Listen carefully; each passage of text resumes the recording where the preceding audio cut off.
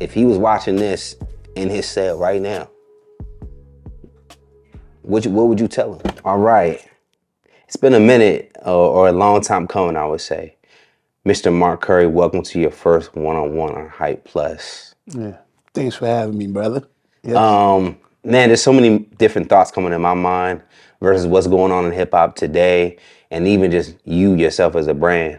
I've been like familiar with you for quite some time. And at one point I had an issue with you because I was like, why is this guy dropping this book on someone that I was a fan of at the time, like, and not knowing the details. So this is an interesting conversation because I'm like, okay, maybe I can get some insight. And as time has progressed, we understand what your mission was. You know, have you always been someone that's been kind of like ahead of the curve in that? And did you think that kind of helped you land within the industry and like become someone that was notable? I play chess very well.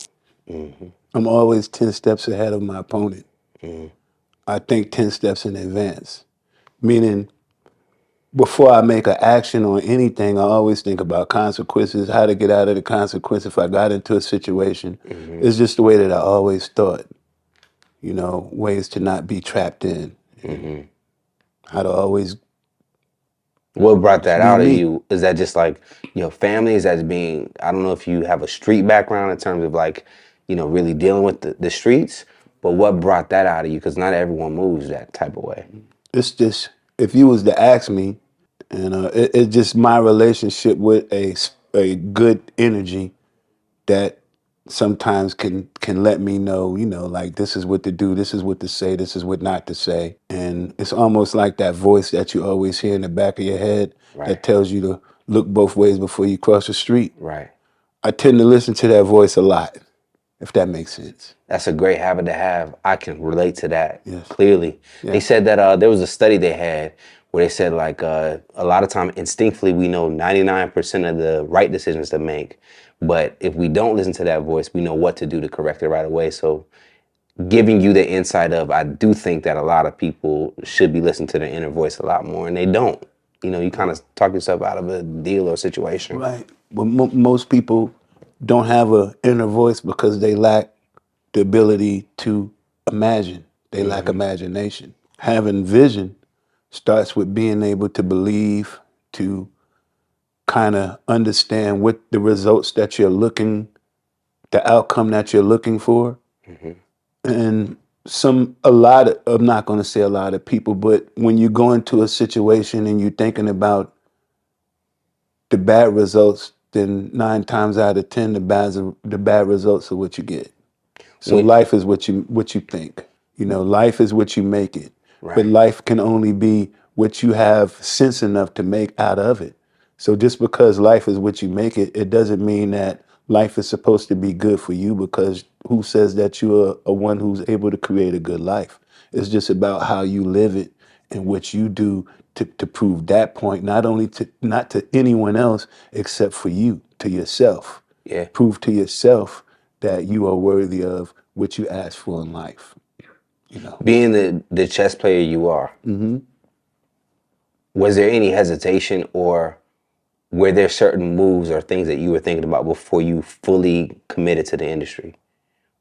Like, did you weigh different things out? Because we've heard all kind of bad stories before about the industry.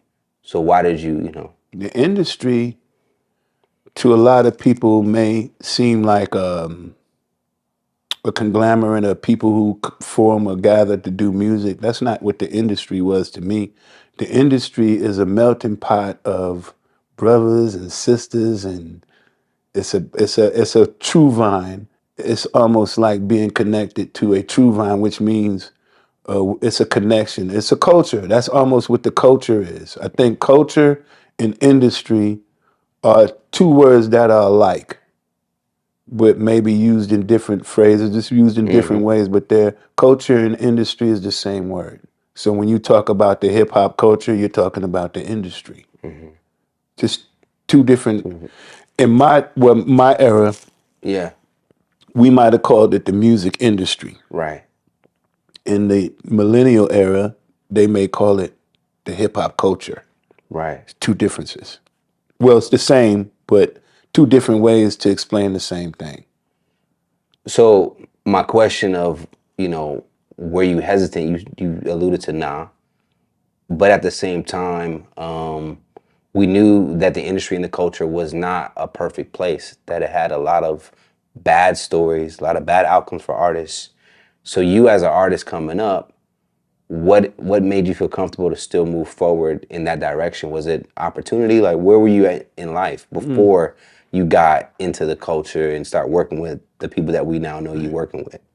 You know what the word momentum is, right? Yeah, And once you have momentum and momentum moves forward, what do? you got to lean into it, I Got to think. lean into it. So me, I'm the one that follows the momentum. I don't go against the grain. So if that's where we're going, if that's the area we're pushing to, that's the area we're going to. Right. And that's just I don't create waves. I go with the flow. You know, it's a reason why your feet face forward. You know why your feet face forward? Because if they face backwards, every time you try to walk forward, you'll fall on your face. So your feet face forward for a reason.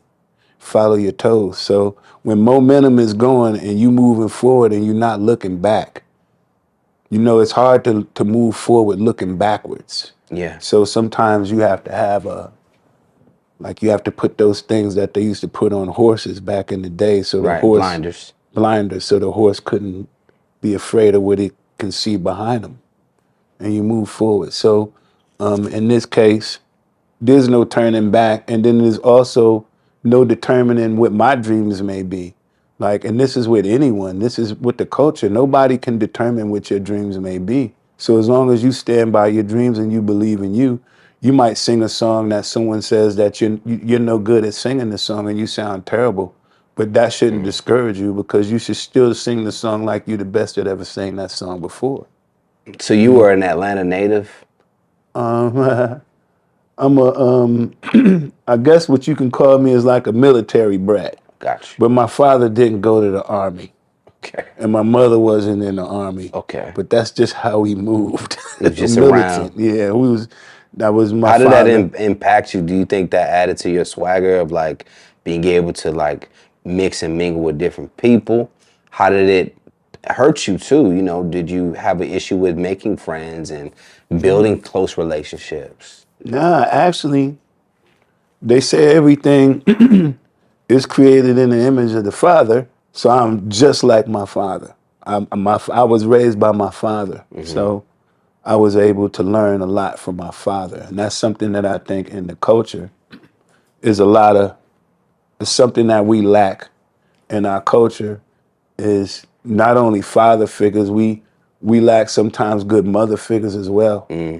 And on top of all of that, we lack the ability to understand the meaning of family, what family means, and how to value that. Yeah. So when we talk about the culture, especially if we're talking here today, Yeah. I want to make sure that we all understand the culture is about the family, it's about the children, it's the life, it's the everything that we live for. Every morning we wake up, like some people wake up and they live for going to work. And that's just their life and that's their culture. I get up every day, I go to work, I'm part of the working culture, Right. right? So as far as like your dad, you said you just like him. What's his backstory? Was he in the industry? Yep. He was. Yes. Okay. I give you, my father was a singer, but before he was a singer, he had record shops. But when you get down into the history of the culture, once again, a lot of people would learn that back in those times, that when you were in the streets or you was in the industry, that one of the things that they would kind of like make sure that you had was a record store. So my Right. father had record stores, which was ways to, just imagine if we were trafficking music back in the days before they called it piracy. It might have been trafficking music, which illegal sales of tapes and CDs. So a lot of the big distribution companies, which were either, they were more than likely Jewish. No, not Jewish. They were the Italians. The Italians had companies to press up music, CDs, albums, records, and they had record stores, and they would make your music available in these record stores that they own, but they will also take your music and black market it Hmm. and give it to people like me who had a record store on 125th Street or something like that. And then part of how the money stuff would work through how I guess money laundering, whatever they may have been doing back then, was that I'm going to give you a truckload of CDs or cassette tapes, not CDs, Right. cassette tapes or 8 tracks, and you can sell them at your store and you don't have to give me anything. That was just how music in the industry really started really having to gel together. Because in order for them to sell music, they knew that we need to sell music at the same place as maybe drugs was selling. Right. Now, there's Music is conversations drugs. about, because I definitely want to make sure you can. I would respectfully say as like a elder within the game, someone that's a vet that's lived it, where they talk about how hip hop is used to influence a lot of negative things within the culture itself. I really want to ask you, when you became a part of it, you got your first deal, your first major deal. Was there any like stops to like prevent you from being too woke in the music? Is there any things that going on that where they want you deliberately to slow down? You mean dumb it down some? That means you're Yeah. Have too you smart. were you told that by your Yeah. former boss or Well, with those kind of questions, we'll never. Those are things I don't want to talk about, former bosses or anything like that, Mhm. because those are things that I don't want to talk about there. But we can talk about. Ask that question one more time. were you ever approached being someone that was an employee of the industry, of the culture, That worked in the worked culture in the as a culture, were part you of it. ever like told, yo, Mark, dumb it down? And the reason being, Yes. I recently today I was listening to some music from Talib Kweli, and it just was like the rhythm was different. And even I'll mention, I'm still gonna mention the record label that you're associated with. Even the Bad Boy vibe had a still some type of realness to it that I don't see today. So I wonder, is there a conversation behind the closed doors to say, hey, more drug use in the lyrics, more gun use in the lyrics. Don't worry too much about the vibe, but more so like the messaging that is going out to the people. Because in return, if it stimulates the black culture to be violent, to be drug users, they then use that against us by putting us in jail. So I thought, is there a system that is being played that you might have some insight on? You mean like an attack on the culture? Yeah, or self-destructing the culture. There's definitely an attack on the culture. There definitely is an attack on the culture, but that's been going on for a long time. It's been an attack on us. And who is us? Us are what I would say are individuals who are able to take nothing and turn it into something. Us are a group of people who they set out to ruin your beliefs, but at the end of the day, you prevail because you still believed, even when you was taught or told not to. Us, we don't stop. So when you ask me like what gave you, and I told you momentum. So when I talk about us and I talk about us moving forward, us is a culture as well. Hip hop is a culture, but us is a culture that's a little bit more stronger than hip hop. Hmm. And I like the us culture. That means whether if we listen to music or whether we can't hear music, whether we can't see, whether we can't touch or whatever it may be, us is still a part that says that you my brother and I'm your brother, or you my sister and I'm your brother, and we don't give up on each other ever. Us. That's the culture that Yeah. I stand for. Now, I'm kind of also trying to like detail your story, and it's or a timeline your story about like going into the industry, being able to say, "Hey, I want to be a major music artist." It does seem that you weren't as naive as a lot of people coming into the game were or are still, because your dad had his record stores. and then I assume you just naturally picking up the game and kind of seeing what's going on. Mm-hmm. What did you do to protect yourself? I never made a demo and said, "Can I please present this demo to you, and can you listen to it? And if you like it, and you feel like I'm worthy of being a part of your label or anything like that, or part of your crew or anything it may be, let me know." I never did that because I never had to prove myself to nobody else again except for myself. Right. So once I knew I could do it, couldn't nobody stop me. You know what I'm saying? So, and I think that's just the attitude that I wish I could see more in our youth and the kids that were I'm responsible for instilling these kind of beliefs and things like that into, that sometimes I feel like we may have lacked or let down. I'm just here to give back to the same system that I didn't take but from the same system that made me, that culture. I want to give back to that same culture that made me. Do you think the culture took from you? The culture can take from you, but the only way the culture can take from you is if you take from the culture. That means you can't rob the culture. You can't be a culture vulture. You Right. understand? That's what a culture vulture is. But the culture can the culture can curse you, and you can be kind of like blocked away from the blessings. You feel like, has that ever happened to you? Just being associated with certain energies? I may have noticed that once, but it was a time when I noticed that the closer, the further I become, or the more distant I become to man, the closer I become with God. So then I had to ask myself, would I not want to be closer to God just to have the opportunity to stand close to man? Or do I go on to accomplish higher endeavors and reach for higher plateaus and Hmm. platforms in life? I'd rather do that and be able to influence 100 kids or one kid if it's just one than to remain being a stagnated friend. Yeah. Hmm. I got a great kind of perspective, or at least a question about a perspective that I would love to know. We just mentioned your dad and the work that he did. I would imagine your dad loves you a lot.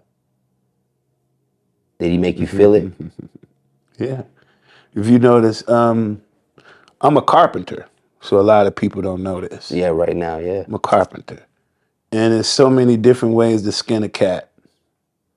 There's so many ways to get to the top of a mountain. Like again, when the average person and you let them stand in front of a mountain and you tell them, now get to the other side. The only thing they think of is climbing it. But they never take time to realize just walk around it. Just walk around. Sometimes you got to take a second to use this, Hmm. which people don't use Hmm. because they don't know how to use it. Did your dad warn you about going in the industry and who you were signing with or who you was about to?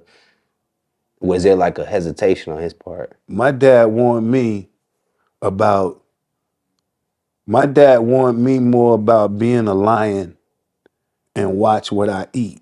He was like, don't eat rabbits. If you a lion, go kill lion food. Don't go eat rabbits and birds and stuff. You a lion. What does that mean? Just That means for you a lion. You the king of the jungle. Go eat big food. Don't go eat little food. You don't have to a culture vulture. If you a lion, you don't have to be a vulture. Or Mhm. for anything that's lying dead in the middle of the street and you call that a meal.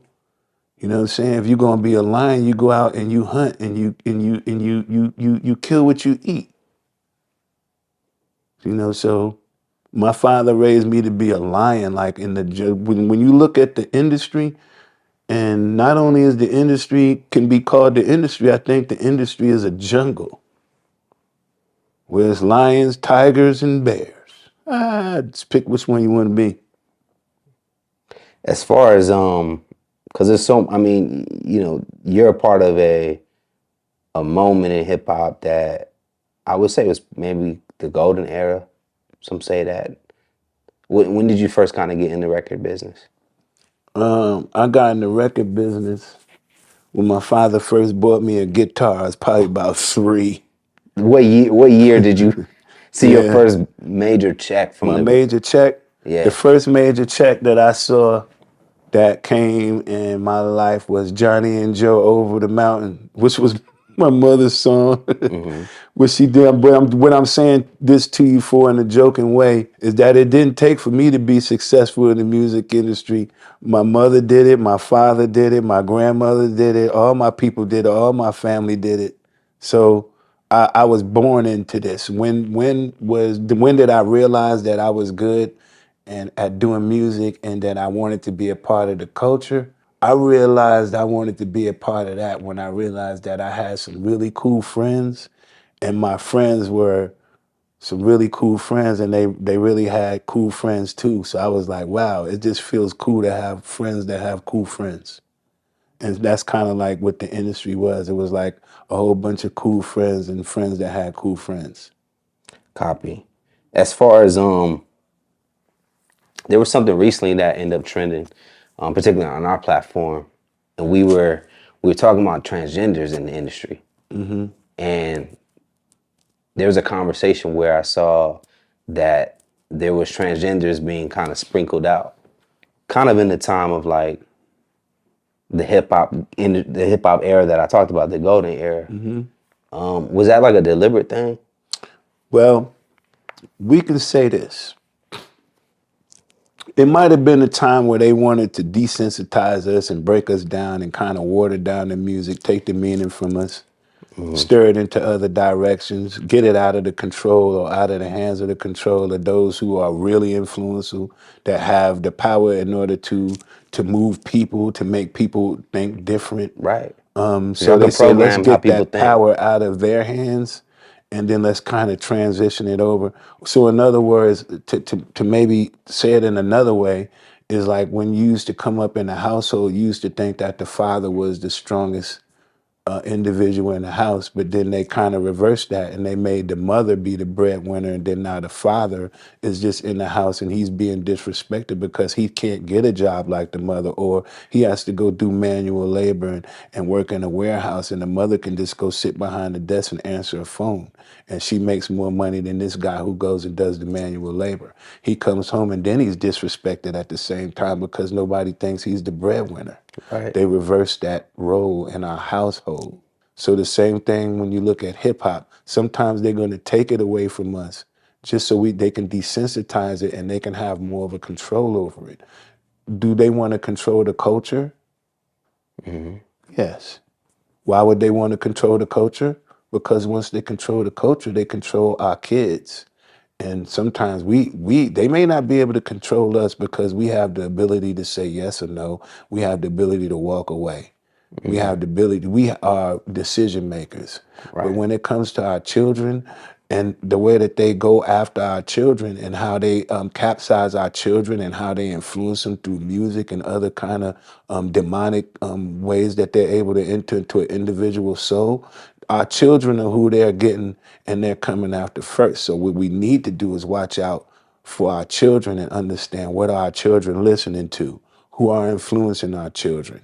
What are our children doing most of the time in their days? Like, are they reading? Are they educating themselves? Are they reading just so they can understand how to formulate words so they can articulate themselves better in this world other than having a 50-word vocabulary? Let's talk. Yeah. Yeah. A lot of people are playing a game. What you just said, right? There's still artists that are aware of this, that decide, you know what, the money that I'm going to get out of it from my life and my family's life is worth it to somewhat of maybe hurt others or brainwash others. I read in your book that you've published, maybe like 15 years ago now. 15 years ago, 20, almost 15, going on 20, I 15 started years writing it. ago, again, I say you were definitely ahead of your time. And I looked at that book and it said, I think you got like 25,000. Kind of the first check that you got with that particular situation. Looking back on it, like, yeah, was it fair? Were you excited when you got the money? Did you Did you kind of like spend it right away? Like, Okay. did you need Once it? once what we're gonna do is because we're gonna leave the book, we're gonna leave that there. We know we definitely got the book, but that what we'll say is this: $25,000. $25,000 was like $2,500 to me. Okay. That means I wasn't a lame. I wasn't somebody. I knew what 25,000. I knew what 60,000. I knew what 100,000 was. I was doing things for more than 25,000. $25,000 ain't gonna move me like that because if you can imagine somebody gave you $25,000, or if you had $25,000 to stand in front of 1,000,000 people and have them ask you questions, the $25,000 you ain't gonna have enough because you're gonna spend that on lunch and you're gonna still be there answering questions. So that didn't. I'm not impressed by money. I never really was impressed because money is something that stays in my pocket. I don't have to. I don't have to make money. Money is already going to be a part of me. That's just how it always was, you know. And that's something about, again, the good part about being blessed is because God is always going to take care. Why would I need money if I got God? You know what I'm saying? If why would I need it? Why would I say, hey, I'm like, I got God. God gonna answer everything, as God did everything. God answered everything, even what we see going on in the culture today. Yeah. That's just an act of God. So you know what's interesting, and this is really deep as I listen to you and I take that in, because there was a somewhat of a curse that people put out there, you know. But I'm looking at you and I'm realizing that you don't have that same ending as we heard with other gentlemen that you were associated with, Loon, Mace, Black Rob, Craig Mack. But you're standing here in front of me. Do you think it's because that you didn't chase money that you're still able to survive? Like, what did you do differently? You know, like, what did you do differently to make you still survive, to still be alive with us, still be in a good place? Like, what did Mark Curry do? I'm gonna give you another story. I hope you don't mind. It was a time where I moved out of Atlanta. I moved away from Atlanta. I moved to Miami, and I lived in Miami, and I had a great life. And then all of a sudden, I needed some money, and I needed to make some money, but I could not make no money in Miami because I was not from Miami. I didn't know nobody in Miami. Guess what I had to do? Take my ass back home. Okay. Because then that's when you realize where you got love. That's when you realize when people know you and you know people. So to answer that question, what was your question again? The question was, what did Mark Curry do? Because to be direct, people always talk about a bad boy curse. I hear it all up and down. And there could be truths in a sense in quotations, but you don't have that same outcome. Oh, no, the connection is because I never took myself away from the love, the people who love me. I never traded in hanging out with my brother or playing spades with my family on Christmas if I could possibly, or picking up the phone and just saying hello to a friend. I never traded that in for money or fame, recognition, or anything like that. To answer that, if that answers your question, does it answer your question? I think to a degree, I mean, if there's more details of like, well, what do you think? And I don't want to, because some of the gentlemen that I mentioned are no longer with us, but what do you think what was there, maybe what crippled them that you didn't have that Not same? staying grounded is what I'm saying in so many words to you. Not staying grounded, Right. not staying humble, not staying, when I go to bed every night, if there's a dirty dish in my sink, I can hear my mother telling me to clean the dishes in the sink. And my mother's dead. She passed on me, right? Not dead, Okay. she passed. So because she's not here with me, do I still let the dishes stay in the sink? No, because it's in my spirit. She already raised me to do that. So what happens, it starts in your spirit. It starts in who they are. Why did you not know? Why did you stay, like, did you trade in that moment that you could have walked away for a precious moment that you stayed for? Mm-hmm. That's just a question that everybody has. They all have their own answer to that question. Right. Me, when I saw that there is not prosperous for me, when I feel like there's no need for me to be in here, I don't share the same energy with them. We don't think the same. We don't gel alike. Guess what I do? Vanish. Get away from it. Was anyone that you try to like send a life raft to, specific, particularly in that group? That's like maybe if he listens to I don't me want or to talk about that group too much okay. though, if we can. But I can tell you this. I try to send a life raft to so many individuals, even the individuals that I did music with. Mm-hmm. Even the individuals that I'm friends with in life, I try to send life rafts to. Because that's just the kind of person I am. I'm just not going to be a kind friend to somebody just because they were on a record label with me.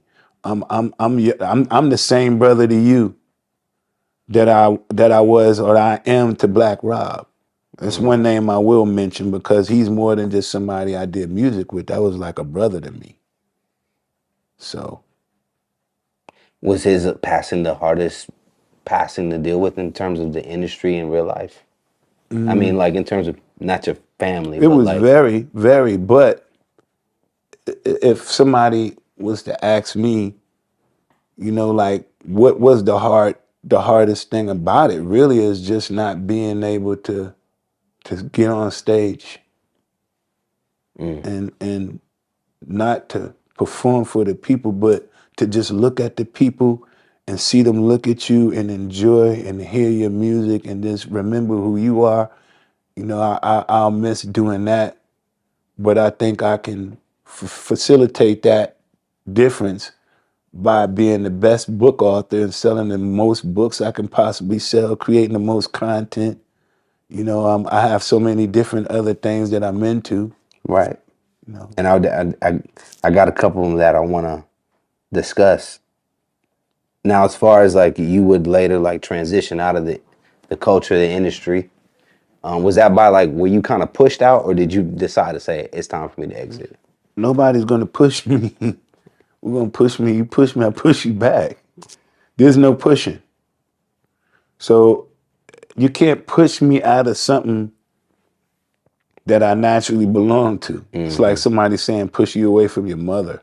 You can't push me away from my mother. She's always gonna be my mother. Hip hop, the culture, is always gonna be a part of my life no matter what. Nobody's ever gonna take that from me. And I advise anyone else who's a dire fan of it, don't let nobody take that from you either. Yeah. Kind of makes me think about this interview I did with Dougie Doug. You know who Dougie Doug is? He's a comedian. He was on the Cosby's at one point. Yeah, I Cool remember Runnings, Doug. Yeah, yeah, The yeah. Locks. Yes. So he his story is interesting because he came in, did his thing, and kind of left unscathed. And he I think he related to like knowing when to leave, knowing when to, if you're gambling in the casino, knowing when to kind of like Hmm. say bye. Was it kind of that mentality of like instinctively he was like, okay, this might be the time to go, or did something really traumatic happen to you that it kind of made you feel like I definitely gotta go? I tell you this. In the book, I wrote about Wolf and Riz the night that they died. They got killed. And I said in the book Hmm. that God had told me basically it's time for me to leave. And I got in my car and I drove off and I left. And then that's what happened. But had I had stayed, it would have probably been 3 people murdered. But sometimes again, that little voice that tells you to look both ways before you cross the street, everybody don't have a relationship with that voice. And they get mad at you because you might have that relationship. And you say, don't get mad at me because I know how to get in tune and touch with myself and find other ways and make miracles happen. You just got to find it in yourself. And they get so mad because they can't find that star. Did you ever get survivor's remorse because of that situation? Survivor's remorse? Yeah, because you just said you might have been another person. I assume you were saying that you would have been someone caught up in that incident as well. No, because I also remember times when I had a good friend that was with me. He said, Curry, duck, and I ducked. Mm. And he said, Curry, jump, and I jumped. And I was asking myself after I did it, why did you tell me to jump and then why did you tell me to duck? And then I realized that if I didn't listen to him, if I hadn't listened to him, I would have got hit in the head and I would have got tripped. But sometimes without having most people ask why in the middle of the wrong, in the middle of what's going on, like why? You could be like duck, they be like why? And you be like, It's because too of late that. at that point. Yeah, jump. Right. Why? Because of that. You know what I'm saying? I'm super curious though, because I do think like you being, I know we talked about like receiving a $25,000 advance from what I've read in your book, and then kind of still, I'm sure you were able to make a living for yourself or make something. Did your family have issues with you listening to that voice? Because I'm sure like were their lives not being impacted? Were you with a significant other? Did you have children? Because that's a big decision to make, to say I'm gonna step away and leave this particular thing that could really feed us. I did. You ever seen that movie? That movie is called 60 Seconds, where you got to leave everything you love in 60 Yeah, seconds. heat. Sometimes it's like that. That's just Yeah, the realness of it. And sometimes you could say, do I be selfish and stay here and fight for something that doesn't rightfully belong to me? Or should I just be respectful, understand that God has better doors and things for me to go through and let me just man up and walk away? Sometimes you got to man up and walk away. And you got to realize that this battle is too big for me. This is not my battle. Let them fight their own battle. That's right. when you be like, man, if you fighting against God, that's between you and God. I ain't got nothing to do with that. You're not going to win. I ain't never seen nobody win that war. Now, as far as like when you left, you end up getting like, what did you do for work? What did you do to feed yourself at that point? Carpenter. You went right to carpentry. Carpentry, and then also I'm an industry dude. So when I tell you I'm an industry dude without having to say too much about me, I'm an industry dude. Like I know where to go do anything I want to do. I can go find anything in the world I'm looking for. You know what I'm saying? Do you know amazing? This is amazing. You know what the black market is? Yeah, Do you know they selling human eyeballs on the black sell market? everything on there. Everything is on the black market. So do you know when you ask a lot of people what do they do for a living, they don't have an answer. Okay. Understood. So you figured it out. You got to figure it out. That's the only thing you can do. You just got to pick your battle, choose what you're good at, and then you just do that. One thing I could tell you I was never good at was selling drugs Why? because I was too nice. You cared about them. I just couldn't do it. I'm not good at that. Do you know how I'm long? Do you doing it remember how good at long you doing tried to? construction. How you deal? Do you know how long you were I trying to do failed it? fast. As soon as I try, I fail. Wait a second, but you never rapped about it? Did you rap about But it? I was if you ever heard me rap about it, that means sometimes you'd be like, I don't have to sell it to have it. Let them sell it. I just might have it. But then that's just Were this you ever depends on told to? what part of the game you looking for. You know what I'm saying? So I never want to be a drug dealer or sell drugs because it's not enough money made in selling drugs like that. right, and the risk is to me never worth it. Right. And then you got to sell some drugs. You be like, why not sell all the drugs? Yeah, I'd rather sell all the drugs than sell, just a little just that some right little stuff there. there. Were you ever like told to rap about that type of stuff?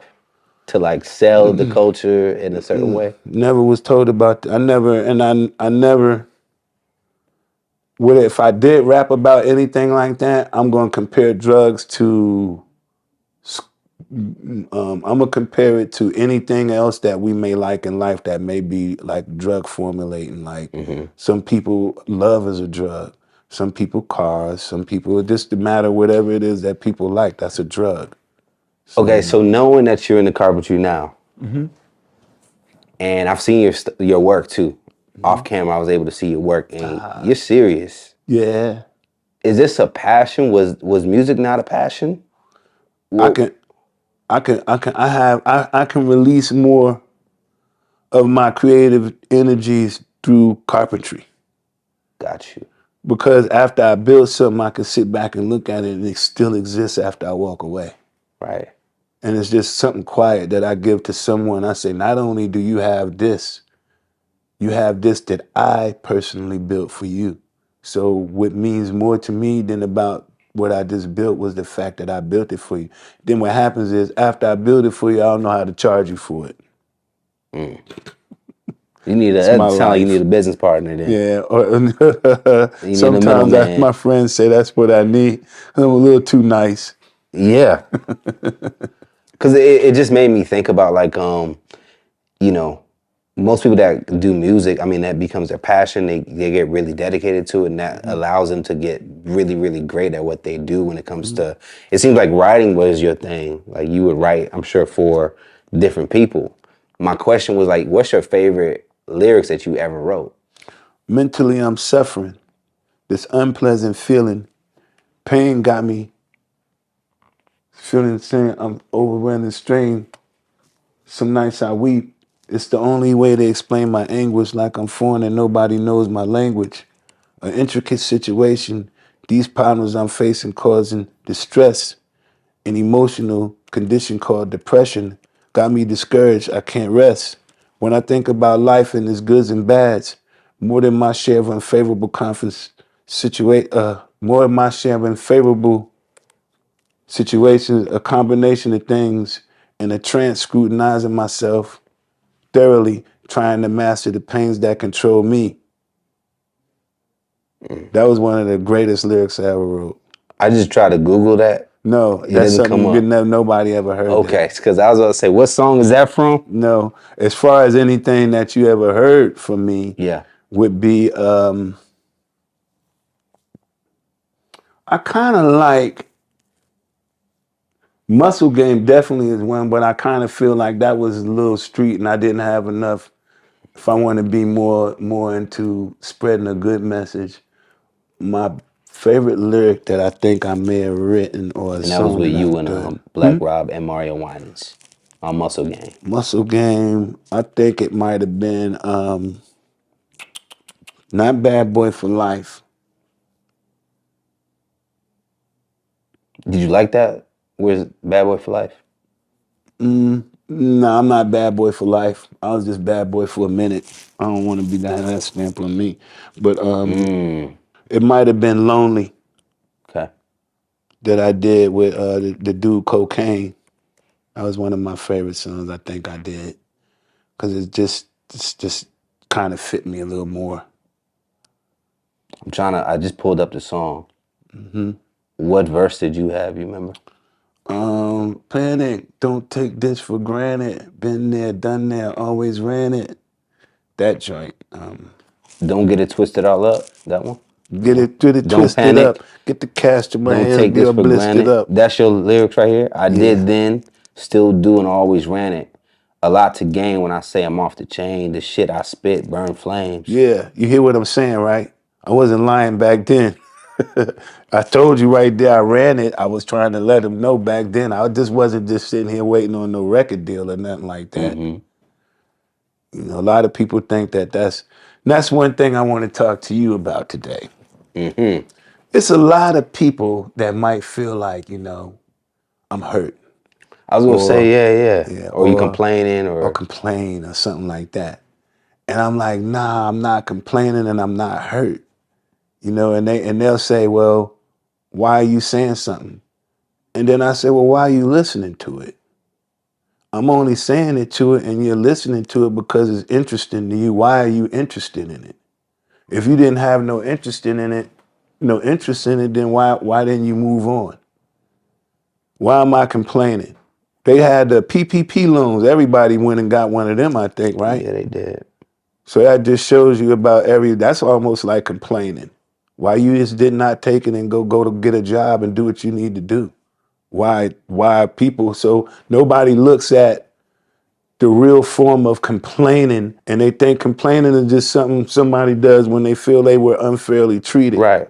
See, that was my assumption. Remember, at the top of it, I thought like, oh, this guy's a disgruntled employee. He just mad how the game went, and then dropped a book to kind of expose it. But now that I'm hearing Right. you, and 15 years later, Right. we see that you was ahead of your time. Ahead of it. That's what I always been. They always say I was ahead of my time.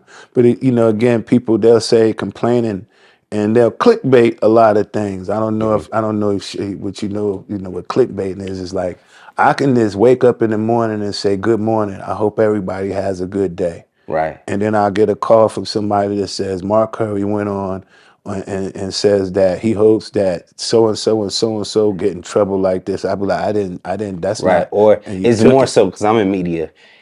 It'll be more. It's called a spin. So they'll spin it.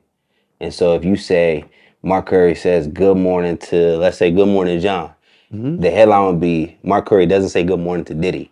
Right, and they had nothing to do with it. So, and then they might take it. So, Right. I want to explain something that I think is very important, and it kind of bothered me when sometimes when people be like, "Oh, you're hurt," or this, and they'll say, why are you complaining about a grown man or a grown person doing this?" And you be like, "I'm not Right.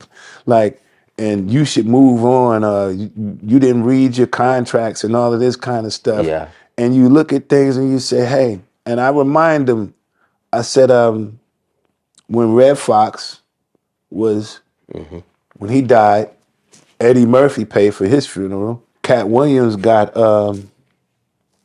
who's the lady he got the star in the Hollywood Walk of Fame? Yes, I know you're talking about. What was her name? Was it, who was that he got the star, Hollywood star from? I want to say, not Stephanie I'm looking Williams. it up for you. It's something like that. Melba Moore. There you go. Melba Moore. It's a lot of cases where a lot of entertainers do know what to do when God bless you in order to be in position to bless people. That's the reason why God blesses a lot of people. God bless you so that you can bless someone else. Not so that you can be stingy and be the only person that has a lunch or the only person that's driving a Tesla or a nice car. God didn't bless you to be the only one with that. But if God bless you with the ability to have a Tesla, then God also bless you with the ability to buy someone else a Tesla. Or I bought a Tesla and I didn't even want to ride in it. Like if you gave me a Tesla, Ferrari, I don't even have nothing to do with it. I'm probably give it away anyhow, right? Because I'm too grown to do Tesla and Ferrari things. I just need to get from point A to B. I'm too into my way, too me to be I think flashy. I think the what you're experiencing is people projecting their thoughts of how you should feel, not how you do feel. Meaning, like, I saw a video you were working the MTV Awards parking lot. Was that for real? Yeah, that felt good. And my That was girl, like legit. That wasn't heck no. yeah, my girl has a staffing agency. Not only was I working, we staffed about 200 people. Did you see anybody you recognize that I was seen still a in the lot of game? people I recognized, but it felt good for them to see me parking, doing whatever I had to do. I'm like, I can't talk. And we spoke, and it felt good to be able to say, "Hey, how you doing, Kurt? How you doing, Rashida? I was seeing them all. I'll be right back. They calling me, and I got to Wow. go do some work right I quick." think that's the assumption, right? Because the program is that we should want attention, we should want fame, we should want money, as if that is the destination, as if that's the goal. So when I see you not in that same light, I'm assuming that you want that same light, but you don't got it. So yeah, Mark, you're complaining. You bringing up old stuff that we already know. You should have read your It's all of those energies, All of but those not things knowing come that, in. like, yo, I made a decision to be Right. where I'm at. And I'm not complaining. I make good money doing my carpentry, so I'm not complaining. I make more money doing carpentry than music. But then Wow. listen to this one. So when I'm at the VMAs and I'm working at the VMAs, right? Let me tell you the most important experience that I was able to learn that the average person will never know. First, everybody in the audience, is part of the membership. They're invited guests. There's no such thing as walking up to the VMAs and buying a ticket and say, I want a ticket, I want to Right. come in. Everybody is a special invited guest, and they're all a part of they into the mailing list through the memberships type of thing. And out of the VMAs, for only like 1,500 people, I believe, are the judges or the ones that decide who wins what. And out of those 1,500 people that decide over what's good about our culture, half of them are not even from the culture. So what you get to see is a Right. big stage front of awards, of people getting awards that nobody ever told them they deserved an award. Right. Nobody then who said that they're worthy of an award. You got MTV awards. Who says you got VH1s? You got all of these awards. Who says that they're worthy of awards? Who's the one that's giving the awards out? Right. So I got to learn a lot about that, which was a good thing to see, because now you can see that a lot of things that we believe in are controlled. We're controlled. We're made to believe that this person is a better artist It's all than this programming. person. Yeah. They make us believe that. There was one thing that you said off camera that I think it's okay that we can speak about on camera. It was really profound what you said. And it was just talking about how like we shouldn't be so surprised. Why are people so surprised of what is coming out about the culture when the culture been rapping and talking about it and discussing these things on the Yes, lyrics for yes. so long? So, let me ask you this. There's always this stories about, because we had an interview with Richard Pryor's ex-bodyguard. His name is Rashawn Khan. And he kind of gave me some insight about like his time. That was like maybe the 60s, 70s era that he was coming up. And there was stories about parties.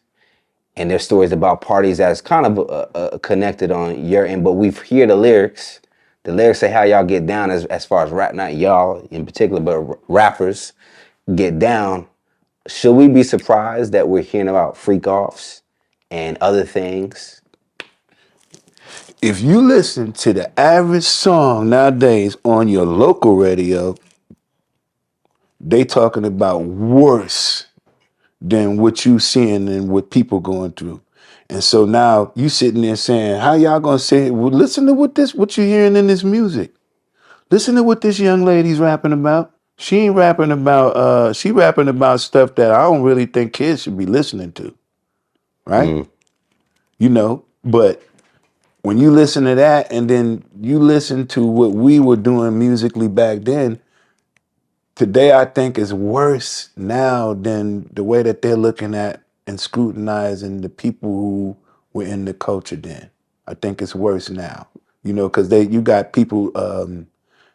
I mean, drugs have changed. Like you got people drinking embalming fluid and Sprite, Yeah, mixing it with soda and stuff. You be like, wow, what kind of all drugs kind is of this? stuff. Yeah. Like, why don't you just get some pot, some good old pot?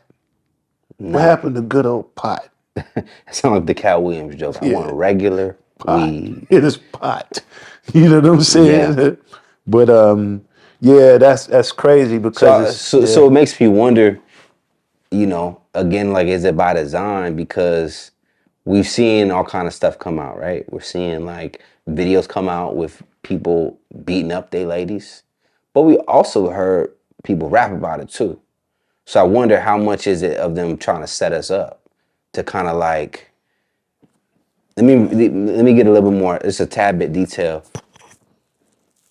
Are they setting us up deliberately so that one day they can always flip it against us or have that control? so maybe a better question that you can ask that I might be able to answer it a little bit better would be, how long have they been setting us up for? Have we been set up? We've been set up. There's no question. You know, where did we go wrong? That might be a good question. Where did we go wrong? We went wrong by giving up on our own. We gave up and let the radio dictate what our kids listen to and what they grow and educate themselves off of listening to, instead of being parents and saying, hey, this is not suitable for my children. Right. We let them do it. They took our kids from up under us. That's what they did. I was going to ask you, who programs Does the program the people, or do the people program the program? The program is actually when I'll give you another example. When you pull up to a light and you're in a new Tesla truck. You're a football player and you smoking weed out the Tesla truck and you're at the light and the doctor pulls up to the same light. He's in the Tesla truck. He has his wife in the Tesla truck. He has his kids in the Tesla truck. And all of them in that vehicle, they're really happy and they're really proud that they have a Tesla truck. So this guy pulls up with the Tesla truck and rolls down the window. Weed is coming out the window, and the kids say, "Wow, Dad, he has a car just like ours." Now, Dad calls down the Tesla and say, "Are y'all giving these cars out to anybody who walks in and want one? Can y'all have a little bit more taste about who you finance to?" Like, so then now Tesla says, "Hey, you know what? We're gonna not finance to X amount of people or whatever that car may be. Let me not use Tesla because whatever it may be. We're just using them as a name. But Tesla is really a great truck, I guess, for those who like it. But now, you know, they just kind of like took the value out of the Tesla American dream, if that makes sense. Like, like this car is supposed to be made for families and dogs Right. and sports. And then now look at what you're doing to it. So then now, you have them where they say, okay, now what we're going to do is either not finance any more of these cars to certain people, or we're going to give certain cars away to these kind of people just so it can be trendy. So like when I look at that truck that they give that everybody has now, and you say it seemed like they gave the truck to everybody who's in the industry. Everybody who's a rapper is pulling up with one of those trucks. Are they purposely giving Right. it to them so that it just seems Go like buy it's it. cool to have it? You know what I'm Yeah. saying? So the more I see it with all of these grease stains and all of this stuff on the door and all of these things look like a garbage can, I'd be like, I don't want the truck. I would never want to have that truck. I want to be different. You know what I'm Right. saying? So how they do that is they control us like the same way they gave it to us to make us promote and market and make people think it's cool to be in one. The same way they use us to get in them is the same way they use us to get out of them Right. or never get in them. Now, with all that being said, in that moment, because we talked about you said that okay, it feels like people going like the industry or the people behind the industry will set us up, kind of thing. They kind of control it. So I'm seeing a lot of our black, successful, top tier guys, way back though, right? We can go back to Michael Jackson. Shit, I even think James Brown probably had issues where they kind of allow you to build yourself up and they take you down. You can go to Prince had his issues within the industry. Hold on, I don't, before you go further, every individual who you just stated almost there is a person who can only recoup the money they owed these labels after death. There was no way in the world Michael Jackson was going to recoup the kind of money that he was doing without dying, because he even tried to do a tour. You remember they had a tour set up for him? The one that he passed, the This Is It joint? Yeah. This was it. But you see, that's what they do. Prince, same case. Right. Prince. They wouldn't even license, Prince wouldn't even license much of his music. Right. Before he passed, he wouldn't let them play it on certain platforms and things like that. He wouldn't let people sample his music. But after he passed, you started hearing it. After Michael Jackson passed, you started hearing the Beatles catalog being played on the radio. Why did you have to hear it after Michael Jackson passed? Because Michael Jackson owned the Beatles catalog, didn't he? So they said, as long as you own the Beatles catalog, we're never going to let it get played. Right. So it's kind of like, in order for us to play the Beatles, we seem like we're going to have to get rid of you and have somebody else make a better decision. Sometimes it works like that. A lot of cases it worked like that. Whitney Houston. Whitney Houston was only going to be able to recoup the money she owed if she was unalived as well, I believe. So is this deliberate? I mean, I don't know if you've seen anything deliberately, I but mean, looking at this have paper we trail. have we not? We seen everything. We seen everything. Like we don't have to. You don't have to wait for somebody to smack you in the face to realize that somebody don't like you.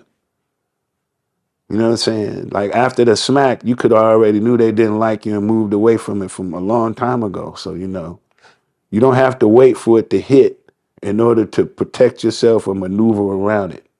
We let it hit us dead in the face.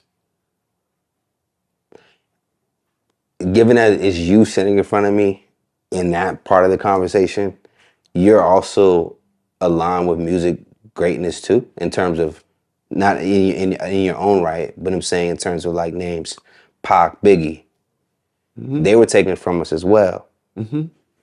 You think Biggie was taken like deliberately, or was that just Well, coincidence? what you can say is, there's a saying that said, "Be careful of your idols, for I knock all your idols down and make them speak in tongues."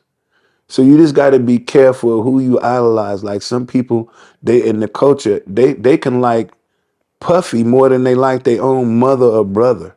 And you be Yeah, like, yo, if Puffy was here, you wouldn't be talking to him like that, but you gonna sit here and talk to your mother like she's no one? Like they only want to respect the idols. And see, sometimes I even think the mother might get mad at that. Like, why you only want to respect people who you listen to on the radio or this, that, and the third? But then that's just sometimes when you see that, you have to kind of like bring it back. And that's kind of like what happened in the culture. It got so far to the left that it had to be it had to stop and be brought back into a better perspective. you think we're ever gonna get in control of the culture? Once we changed the name from hip hop to something else, it's time to change it. You You got had suggestions or thoughts of hip hop? stop hop. I don't know. Something with hop in it? Something. Something with I mean, hip? because you got bebop, you got doo wop. Well, you got Because first you hip hop got has been bebop. co-opted. Yeah, you got bebop is first, then you got doo wop, and then you got hip hop. Those are the three generations, or the three levels of the hops, the our music. So when you look at bebop, it went from like 50s to 60s maybe. Then doo-wop came in from like mid 60s through the 70s. Then hip hop came in right around Sugar Hill Gang, all of them from the 70s to the 80s. Right. Here we are still in 2025 listening to hip hop. It's time for change. You know what I'm saying? It's time for change. It's also like when you look at me for an example. I'm gonna use myself as a good example. I hope y'all can get this. I'm 53. I still live like I'm your age. So if I'm still living like I'm your age, then who are you learning from? Right. It's more like we brothers and friends more than somebody you respect. Like, I want to be somebody that you respect to ask advice to. Like, what do I do if I'm in a relationship and this is what's going on in my relationship? How can I improve my relationship? How can I improve myself? What did I do wrong? You know what I'm saying? How did I go wrong? These are the kind of things I want people your age or just to be able to ask me, because that's what we haven't been doing for a long time, is giving good advice. Yeah, we don't do the elders. You know, like some African villages that have like the elders placed up just as like the guides of where the village is going. And it doesn't seem like we had that relationship. Like you said, some of the so-called OGs is kind of competing with the guys their age, Yeah. or the guys that's not their age is not respecting the Who's a OGs. modern day Al Sharpton? Who's a modern day Martin Luther Some might King? say, "Ooh, I don't want to say his name," only because he's visible. But Dr. Umar would be someone in Yeah, that but space. I noticed him and I listened to him speak. But we're talking about Martin Luther King. We're talking about who is the Yeah, new Malcolm X? right. Like, why haven't we had someone that stepped up to the plate to greatness in all of these levels of greatness we were seeing? You know, I think by design, a lot of people don't want to be killed because ultimately that's gonna happen okay. So, who's the greatest basketball player of all time to you? all the time. Like I that played in the NBA because Yeah, I yeah. believe Jordan probably was never the best in the world. We just Who knew him who do you think? all time. Let's just not say all time. Let's say who's the most popular basketball player. Michael Jordan. Okay. Now, Michael Jordan is the most popular basketball player, right? I would assume so, yeah. Do you know the average kid don't know Michael Jordan, they know LeBron James? Talking about now. Right? Because that's the era we in. So now you see what happens is it's time for us to give it up and let Bronny. It's time for us to, like in music, we never let anything go and gave it up. We never really pioneered new business ways for the youth. We stayed in it like 40 is the new 20 is the new 40 is the new 20. Right. We still running around at 53 years old, 55, wanting to have the Ferraris and go to the Why is club. that? Is because we didn't grow up. We didn't take time to grow up and be parents, fathers, husbands. We still being idiots. That's our fault. So then when you look at us and you look at hip hop and you look at the culture and you look at these kids, now you can see what went wrong.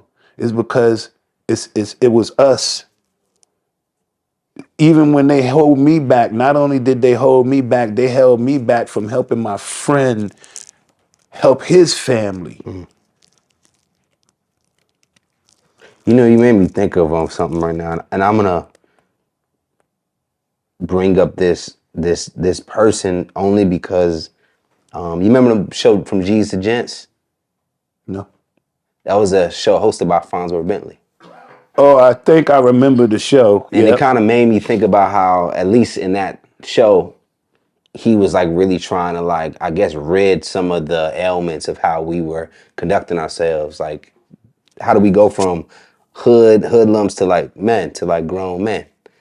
And I don't know him. So from the outside looking in, it seemed like he was trying to play the game, but with his own integrity to it. Like trying to play the game, get his money, but also try to like do things that made sense for him. Just from your vantage point, one big thing too was his sexuality. Like, I just gotta ask you straight up. Like, I don't think he moves that way. I don't think he's a gay man. Mm-hmm. Can you attest to that? Just to help clarify maybe that rumor Do y'all circulate. curse on this show? So I could say one curse word. Farnsworth probably had more bitches than niggas. That nigga had more bitches than all of them niggas who want to talk about him. I ain't never seen him with. I seen him with. I don't know if he was holding on to him or he was had him in a holding tank or whatever. But only thing I seen him doing, I ain't never seen him. I appreciate that because I always hear that, and he never say nothing. He never come out about it, like meaning like, yo, that's not true. He just kind of like let people talk. Because I've seen Farnsworth on was other cool. And platforms. even if he was, I wouldn't even care. Right. Because I got people in my own family that people might be like that, and I'd be like this because my niece or my nephew might be like this. Does that mean that I disown them as a nephew or a niece? Nah, man, I don't care. You still my niece. I don't care what you or my nephew, whatever you call yourself, Right. or you still my niece. It's two. It's not a niece who I'm calling a nephew, and it's not a nephew that I'm calling a niece. It's a nephew that, regardless of his sexual preference, I'm always calling my nephew. As a OG of the hip hop game, how do you feel about nail polish that Cass is wearing now? They got purses now, and they kind of trying to swag it. What is that by design, or yeah, like what's I think if we just follow suit with China, we'll be all right. what you mean by that? No. Okay, I'm just that was a good one. okay. That was a good one. That was deep. But like, yeah, what is your vantage point on that? Because I couldn't imagine y'all back then saying, "Yo, pass me that Hermes bag, pass me that Birkin, pass me that Chanel It's person. I'm a rocket." it's just what they do, like in fashion. And when you think about fashion and you think about us as black people, we the number one consumer of things. So we're the one that's buying the fashion as fast as they make it. Mm-hmm. And sometimes it's overpriced, and we still pay for these pricey things just to say that we have ownership over them. So your question was, What's your thoughts about seeing rappers today wear nail polish and carry purses? yeah, that fashion I think fashion is a good way or something that they use often to desensitize men By design. by design, because now it's you have more people that might look at men and like, even when you have someone that look at you and then they might assume like you might be this, and you be like, the only reason why you saying you might be this is because you've been thinking about stuff like that, or somebody, you had an experience with somebody that might have been like that. So really what you're doing is you're looking in the mirror and you're speaking to me about what you see in the mirror. So you have a lot of that. So you'd be like, what's wrong is how you feel, and the problem a person may have, or how they may feel about it. It definitely has desensitized us. It desensitized, I think, our music. But not only that, drugs have done it. They allowed us to Right. talk about drugs. They allowed us to talk about provocative things in our music that are just not tasteful. But not only that, then you might have this with the, like you asked the question about the difference in sexualities in our culture, Right. but that's just what they do sometimes, man, to take it away from us. There's a part of me, because when I think about your era, I think about the one of my favorite, Belly, the movie Belly, and now I ain't like that. you didn't like that I ain't movie? gonna like that. Why? I ain't gonna like that. That's what he did, remember? I don't like that, remember? Can't. Oh, I don't like yes. that. I don't like that. Yeah, go The ahead. opening scene to me was like when you saw X, you saw Nas, you saw the other brothers. They had their black leathers on. That was like, as a young black man, it felt like, yo, it was like seeing superheroes and what I could be in terms of masculinity, in terms of blackness. And then when I see kind of where we are now, right? You take that image I just painted and you see what we're going on now, what image is being presented now. It feels like it's a decline of like what we can be in our fullness, and somewhat of a little bit of more like not confused, but just like something else. And a part of me thinks that that was done deliberately, because I think it ties back into watching us procreate, Right. like slowing that Let's do it. energy down. Right, but look at us. Let's take us. Us for an example. For an example, I asked my sister, well, she done, I love my sister, but this is just us. Not saying that this is a problem with my family, but this is just a problem that I think that happens with a lot of us as black people. And it's almost like signing somebody onto your card, your credit card, as an authorized user so that you can help them get better credit. It's not going to hurt you. But we just don't do it for each other because we don't know how to prepare each other for our future. We feel like credit is something that I'm supposed to have that you're not supposed to have.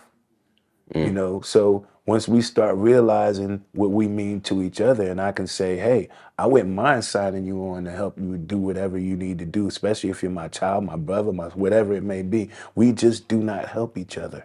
We lack that unity. Did you face that same energy when you was coming up in the industry?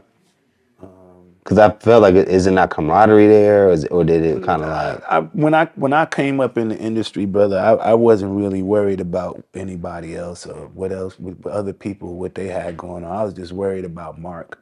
I stayed focused on what Mark was doing. I didn't have to go to no parties or nothing like that. I just stayed doing what Mark does.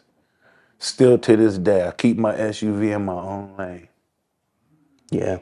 Yes. Mr. Curry, this has been, a great conversation in terms of, not making it about just like certain people and certain things. I do have to ask, and kind of like as I close out, you know, this story that you're a part of, your own story, is going to be, I think, continue to be talked about. If you think about it from like, you look at people that was around Tupac, everyone associated with that storyline, they still do interviews to this day. And it's just as fascinating.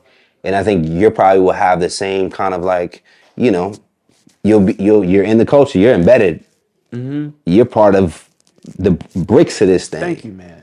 And so that's why, I was asking certain questions to you, because I'm like, I gotta ask for the viewers. Right now, Sean Combs is sitting in a jail. I just gotta ask, like, This is gonna be our outro, this gonna be the. I'm gonna use this for something. but this is gonna be our outro though, because I'll answer that question, but after that, then this gonna be the last question on the interview. This can be, yes, sir. Okay, If so I can get before you do it, if I get a straight answer from you, I want y'all to make sure y'all go get these books. Get a copy of this yes, book. You're gonna need this.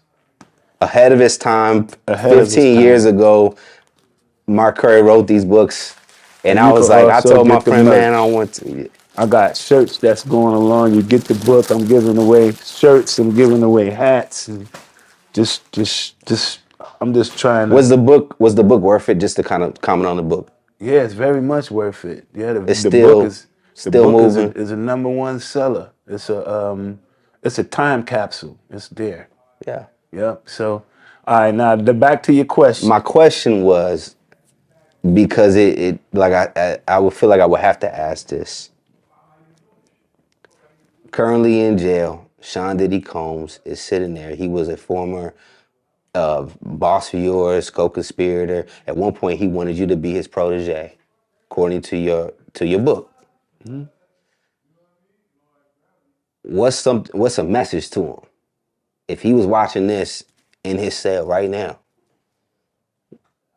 What would you tell him?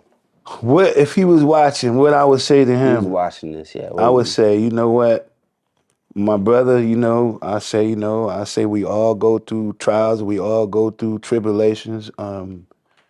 That during these times we're gonna need family support, we're gonna need support from friends, we're gonna need to pray for each other.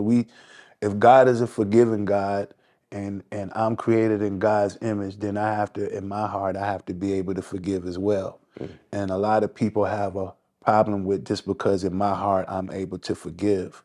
Because what's going on is not between me and man, it's between man and God. So I always say, I hope that he's praying, and I hope that if he's innocent, God comes to help him. And I don't want him to go through anything that he's not supposed to be going through. Like if it's wrongfully, if it's a wrongful conviction, I don't want it to be anything wrongful that he's going through. I just want him to have a fair opportunity. Like, even though life hasn't been fair to me, I had a fair opportunity. So, let him have a fair opportunity as well. This is the only life we have. I wouldn't want to take his life away from him Yeah. just because because whatever, I'm not bitter like that. I don't wish death or jail upon no man. So I hope that you are strong, brother, and I hope that, I wish you would have been able to give me these kind of words when I needed to hear them from you. But I'm not gonna hold that against you, because I'm gonna give it to you even though you didn't give it to me. Stay strong, brother. Get out of it. Wow. Mr. Mark Curry, that was it. I appreciated this conversation. I thoroughly appreciated that message. I think that was really strong and a testament of who you've been, who you've grown to become, and you know what I mean. And I think it shows why you left unscathed and got out of what you needed, and you're here today talking to us. Man, thanks for having me, and make sure once again y'all go get several copies of that book. And stay up, man. Let's have more unity. I want to do more speaking engagements too. I want That's to fine. speak to the youth. That's what I also want to do. So if So y'all need to find me for a speaking engagement, I'll come talk to a group of the youth. I can come teach them how to read measuring tapes. I can teach them how to do other things with their minds other than wanting to be rappers. Or we could be everything else we want to be. We are at the Hypers Club, man. This is the Hypers Club. I swear I haven't been around. I'm talking about, you got to believe the hype. Believe the hype. That's all I can tell you. All right? for The sure. world thinks in reverse. Believe the hype. Trust me.